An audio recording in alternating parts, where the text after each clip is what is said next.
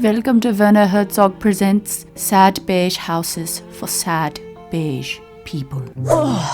Hello. 2 years ago, I moved into this house, which could best be described as the HGTV rush job. Rush flip. What's that? Is your floor dirty? No, it's ground. It's permanent. Rush flip. I was working in my craft room, and the smoke detector literally just fell off the ceiling. Like even it had given up on this house. So while I was up there taping it back in place like a friggin' raccoon with duct tape, I thought, you know what? This might be a good time to just redecorate the entire thing. Today, we are unflipping the sad beige mess and turning it into the dark, whimsical, witchy craft cave of my dreams. Let's do it. Step 1 of the process is clearing out the room, which involves taking down my Doctor Who and BTS posters. I have been told that when you are a grown-ass woman, you shouldn't have a shrine to a boy band in your home. Personally, I call that having taste. And with that arduous task done, it was time to drink a Diet Coke and stare at the wall for 10 minutes. I got this really cute Harry Potter wallpaper because, again, I'm a grown-ass woman. Before I could hang it up, I needed to do a small test swatch because my walls have a texture to them, and I wanted to make sure that the wallpaper was going to look okay with the texture. So I put up a small swatch in an inconspicuous area of the room and waited to the next day to see how it was going to turn out. In the meantime, I got down to cutting that very expensive wallpaper down to size and then quickly realized something was wrong. I've made a huge mistake. This is the moment I realized that I ordered enough wallpaper to cover almost the entire wall, except for 2 feet of it. I let the wallpaper swatch dry overnight, and in the morning everything looked good, so I wouldn't need to do a skim coat. Okay, I am in my car on my way to the Big and Tall craft store because I need to get paint for this project. I have wallpaper that is pretty expensive, and so I don't have enough to do the entire room in this wallpaper. So basically what I'm going to do is I'm going to go over to Home Depot and have them match the background color for this, and I'll just paint the walls that color. That way it doesn't stand out too much from the wallpaper. We're just going to do one wall, and then all the other walls will just be like a dark green to match the background color. Feeling like a weirdo, secretly filming in Home Depot. Hope nobody notices me filming in Home Depot. And now the most glamorous part of any makeover, painting. This is the part where the beige walls finally give way to something a little darker, a little cozier, while simultaneously discovering just how many muscles in my arms I never use. In the arms of the angel.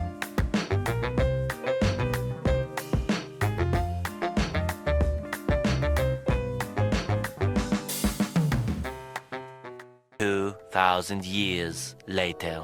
So I finished painting everything. I've finished painting everything. Now I am ready to do the wallpaper. I'm pretty happy with this color too. Like there was a time when I wasn't sure if I was gonna paint the ceiling or not, because downstairs I didn't paint the ceiling, mostly because like there wasn't like one color that I found yet that will bring it all together. I am also going to replace like all the white outlet covers. I found some outlet covers that are super cute that I absolutely love, and they go with the vibe of the room. Then we'll be ready to like decorate. Yay! So to hang up the wallpaper, the first thing I needed to do was find my plumb line. You can't really rely on your walls to be a guide for perfectly straight wallpaper hanging. It's best to like get a level out and draw a straight line that is perfectly level, because sometimes your walls aren't going to be that way. So a plumb line just helps you hang your wallpaper straight, basically. And then after that, it was pretty straightforward. You just put the wallpaper paste on the wallpaper and then hang it up. Unlike measuring the room to figure out how much wallpaper you need, hanging up the wallpaper is surprisingly easy. I ended up putting the paper on a different wall than I originally intended to get around the lack of that final 2 feet of paper.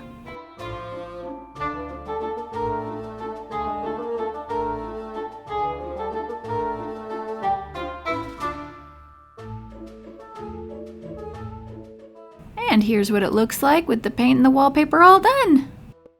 Now it's time to replace those ugly white outlet covers. I'm also replacing the light switch because the light switch cover only came in one style and that didn't match the light switch I already had. So I needed to install this other style of light switch. But first I need to get to the breaker box and turn off the electricity to the room, which involves squeezing between the wall and this car that was parked way too close to the wall.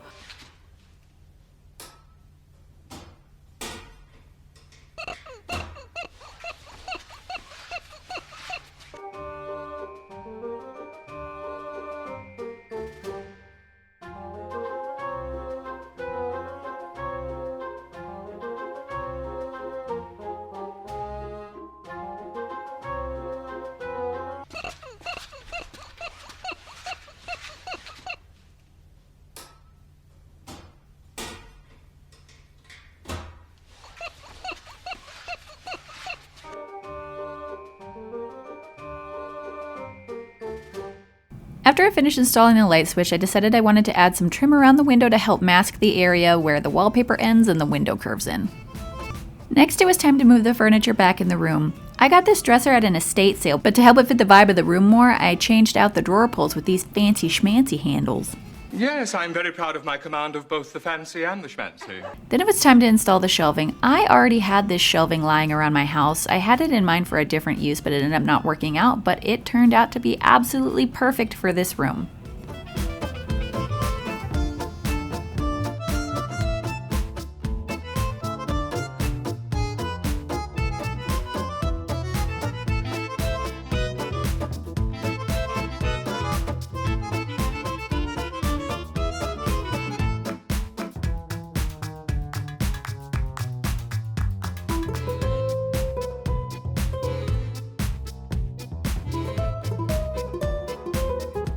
Finally, it's time to move all my stuff back in, which is really just me pretending to be good at organizing when in reality I'm just hiding the chaos in cuter baskets.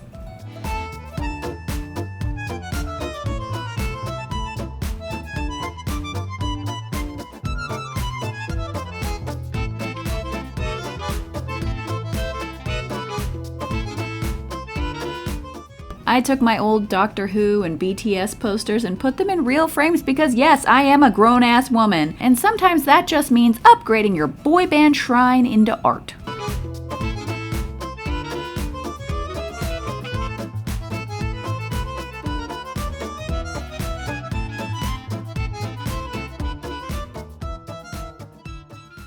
This lamp is something I'm really excited about. My sister has had it since she was like 12 years old, and I went over to her house recently and saw it in her garage just sitting there next to her power tools. So I asked her if I could have it, and she allowed me to take it and give it some new life.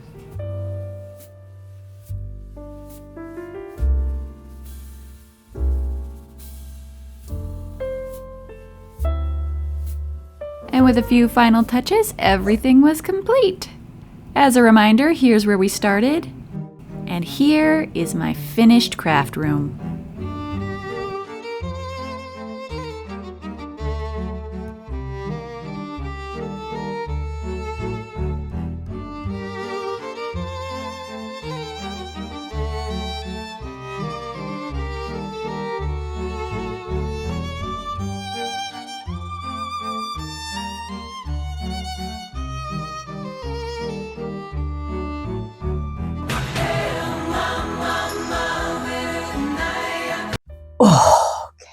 So here it is. This is my finished craft room. I am so pleased with how it turned out. Seriously, I could not be happier. Every time I walk into this room, it just makes me so happy. I love that I was able to use mostly things that I already own. Yeah, all these shelves back here I already own. This was already my craft table. This is something I got for free from my sister because it's been in our family for a long time. So everything, even the trim around the window, was just stuff that I had left over from another project. Most of this stuff is things I already owned or things that I was able to get for free. The most expensive part was the wallpaper. You're looking at like $300 worth of wallpaper right here. So the next thing I need to tackle is my downstairs living room area. I'm still trying to figure out what I want to do with that place. Right now, there's just like the TV hanging there and some furniture. I have no idea what I want to do with that space, but you let me know in the comments. What do you think I should do? I don't know. So if you like this video, please hit the thumbs up button and subscribe to my channel, and I will see you in the next video. Stay fresh, cheese bags.